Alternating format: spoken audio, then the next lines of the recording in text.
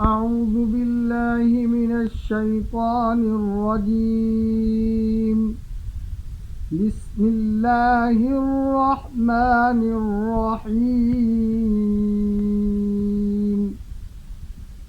آمن الرسول بما أنزل إليه من ربه والمؤمنون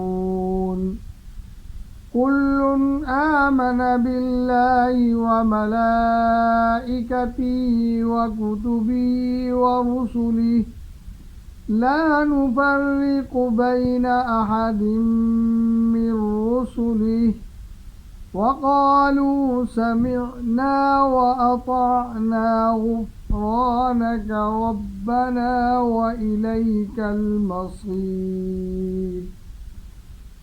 لا يكلف الله نفسا إلا وسعها لها ما كسبت وعليها ما اكتسبت ربنا لا تؤاخذنا إن نسينا أو أخطأنا ربنا ولا تحمل علينا إصرا كما حملته على الذين من قبلنا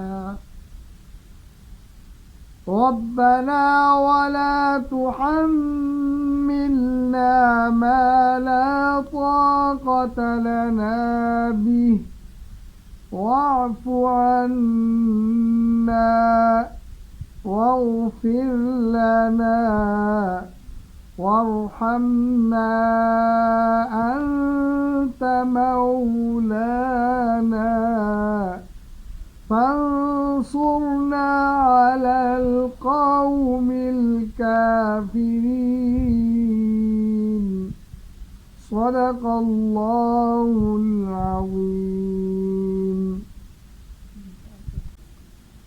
بسم اللہ الرحمن الرحیم. آج ہم نے سورۃ البقرہ کی آخری دو آیتوں کی فضیلت کے بارے میں بات کرنی ہے. یہ بڑی فضیلت والی آیتیں ہیں.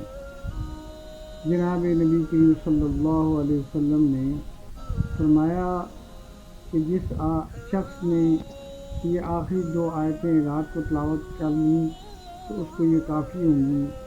اور اس روایت کو نقل کیا امام بخاری نے اپنے صحیح جامع کے اندر.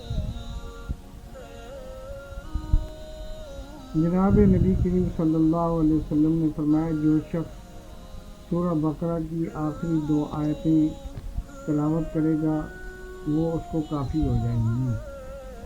جناب نبی کریم صلی اللہ علیہ وسلم نے فرمایا سورہ بقرہ کی آخری دو آیت مجھے عرش کے نیچے خزانے سے دی گئی ہیں جو مجھ سے پہلے کسی بھی نبی کو نہیں دی گئی. جناب امام احمد نے مسند احمد کے اندر اس حدیث کو نقل کیا ہے.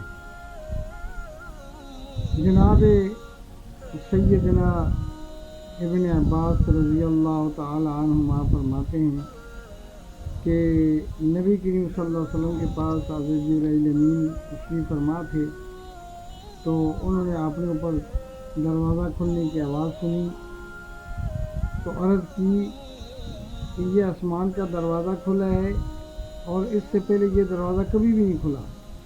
پھر اس سے ایک فرشتہ اترا ہے. فرمایا کہ یہ فرشتہ بھی اس سے پہلے کبھی بھی نہیں اترا. اور وہ فرشتہ آیا, اس نے سلام عرض کیا اور عرض کیا کہ آپ کو دو نوروں سے خوشخبری ہو. ایک سورۃ البقرہ کی آخری دو آیاتیں اور ایک فاتحۃ الکتاب. جو بھی ان کو پڑھے گا اس کو اس کا جو ہے بدلہ عطا ہوگا. تو یہ دیکھیے یہ جو احادیث ہم نے آپ کے سامنے بیان کی ہیں ان احادیث کے اندر سورۃ البقرہ کی آخری آیاتوں کی بہت بڑی فضیلت بیان ہوئی ہے اور اس کے ساتھ ساتھ سورۃ الفاتحہ کی بھی کہ یہ عرش کے خزانے ہیں. یہ آپ صلی اللہ علیہ وسلم کو ملے ہیں. آپ صلی اللہ علیہ وسلم سے پہلے کسی نبی کو یہ عطا نہیں ہوئے. تو یہ اللہ تعالیٰ کی خاص مہربانی ہے۔ تو اس لیے سورۃ فاتحہ تو الحمدللہ ہر انسان کو یاد ہوتی ہے، لیکن یہ سورۃ بقرہ کی آخری 2 آیات یہ ہیں، ان کو بھی یاد کر لینا چاہیے۔ ویسے تو قرآن پاک سارے کا سارا اللہ کی کلام ہے، بالخصوص یہ عرش کے جو خزانے ہیں، تو ان خزانوں کو جو ہے انسان کو، اور ان کو نور کہا گیا ہے، تو ان کو جو ہے نا ضرور انسان کو اپنے سینے کے اندر محفوظ کر لینا چاہیے۔